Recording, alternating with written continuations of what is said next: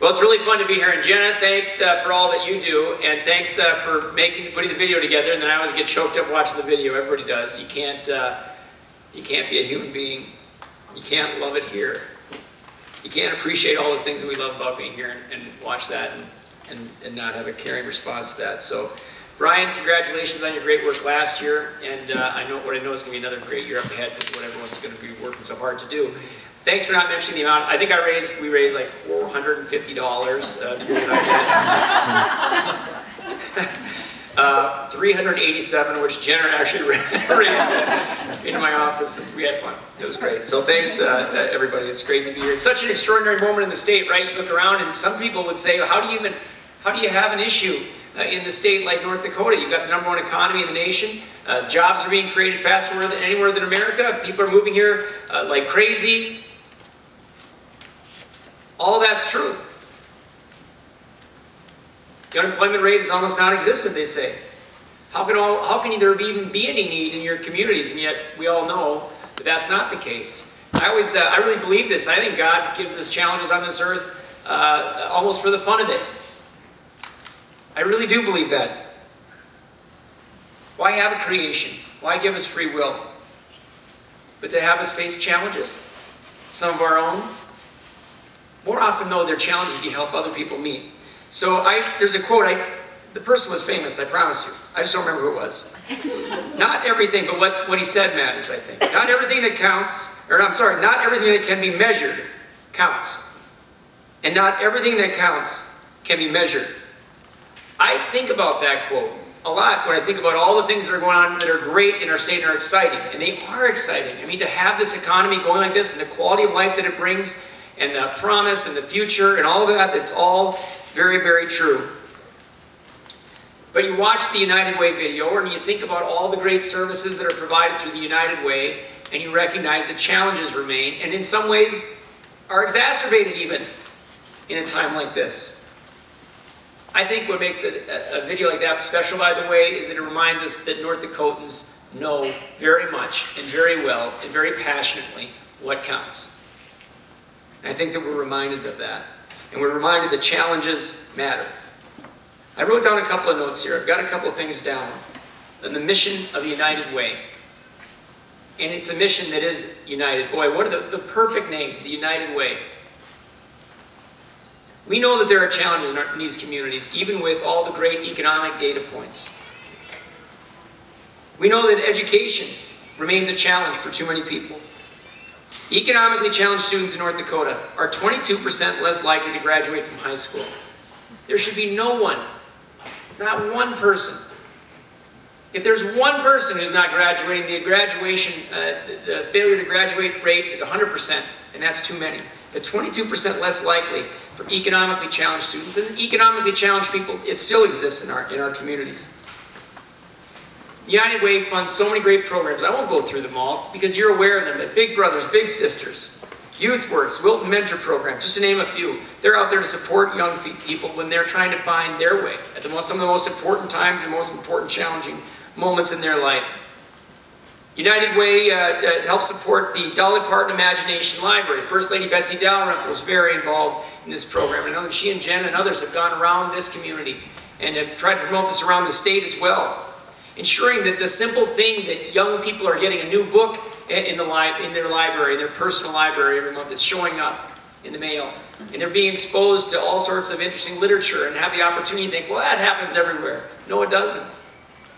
It's a challenge. And it's important. And someone's got to find the way. Someone's got to provide that in those households. Income challenges exist.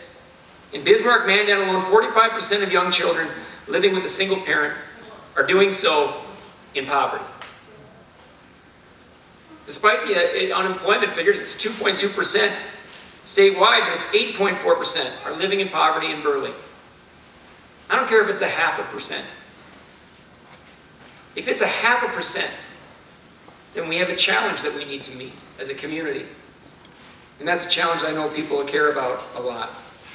United Way does so much to help support, and you saw some of this on the video, support families and communities. Families in a challenging situation when whether it's an education matter or a job, need, or have them get on your feet to get a job and have the resources to do that.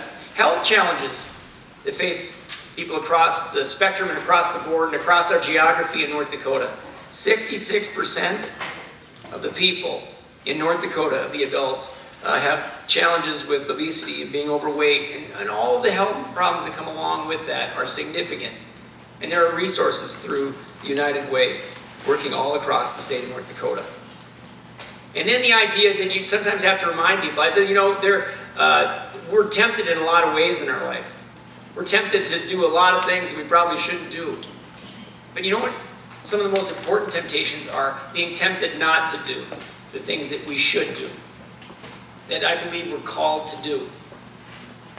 Because we say, you know what? I'm incredibly busy. I can't help that person meet that challenge. I'm having a difficult time meeting my own. I'm too busy. Or, well, I could go help that person. But if I help them, there are 500 more in line. What difference is it going to make? In the fullness of life, what is it going to make for those 500 people if I help this one person? And by the way, I'd have to drop all this other stuff that I'm doing. Or just the idea someone else will do it. I'm too busy. I'm too busy to go and work on that thing, on that project, or for that one individual life. And yet, everyone in this room has a person or persons along the way, whether because you were in a challenging moment, or whether because we just needed a mentor at that time, or somebody to say something just right. Not perfectly, they need to say it just right for us at that moment. We all have those people, and we all have the ability to be that person and inspire other people to do it as well. And that's a blessing. That is a gift that you have today. What a blessing that is. You've already made the first step. I know that I'm preaching to the choir, as they say. Monsignor, I'm preaching to the choir, I know that. But I want to encourage you to understand how important it is, what you're engaged in here and what you're going to do and what you're going to get other people to want to do. And that's what you have to make it fun. You got to make it exciting and fun. You know, the bucket challenge going around America, it's ridiculous. I can get cynical about some of those things. Sometimes I see that and think, oh, for heaven's sakes. And then sure enough, the Tiger Lily brats, they challenged me to go do that after the 125th. We stood out there in the rain all day. I did my bucket challenge. You know that those young ladies have 57,000 people that follow them on Twitter. Wow. And I follow them on Twitter. My wife follows them on Facebook. I'll use them as an example. They not only write fun music and play music and go out around the state spreading their joy, they care about their community, and you see it all the time. I love it. So I just cite to them. You watch, we'll tweet some stuff about this, and Tiger Lily will retweet this like crazy, because they're young ladies who care. It's a family that cares about their community too. Anyway, I raise all that because what a blessing for all of us to find that way, to inspire people around us, to help move the information out. And I mentioned the bucket challenge. I was cynical for about a moment. My wife takes any cynicism I have every day and kind of helps wash it away. She's a very positive person. She told me, Drew, they've raised, at that point, it was $39 million. Drew, they've raised $40 million. A couple days later, they've raised $70 million at the cost of a bucket of water going over the head of some people around the United States of America. 70-some and growing $million to help stamp out ALS. That does a lot of good for people who have ALS and who will have ALS down the road. It does a lot of good for every person who gave. Every person who helped organize someone to get a bucket of water dumped on their head to inspire others to give. It matters. Every single thing that you do in this regard is going to matter. You're here. It's an important first step. Do everything you can to spark some interest in the people around you to give. Not because Brian Clipful wants to be the most successful coordinator of this effort in history. He's so silly, he's doing it 2 years in a row. But it's the same thing, right? He's doing it 2 years in a row because that man loves his community. I've known that about Brian since our days in law enforcement, and that's the kind of people who they're busy, they take their time, and they want to inspire you to be creative. So let's all do that as we look up ahead. I got way ahead of myself, Monsignor. I talked about temptation early. And then I gathered my notes at the end, so I'm not going to get into that again. I think it is important, though, not to be tempted away from action. Don't be tempted away. You all know it. Don't let anybody around you think that they're too busy. Don't let anybody around you think that, really, you know what, someone else can take care of that. And certainly never let anyone around you say, it won't matter. It won't matter. I'll tell you what, my mom keeps, they changed your whole room when you leave, you know, now it's a little kid's room for the grandkids, but they left one thing on my wall. They left a little plaque, and I had it when I was in law school. It was actually a poster from an event, and it said, "Who says that you can't change the world?"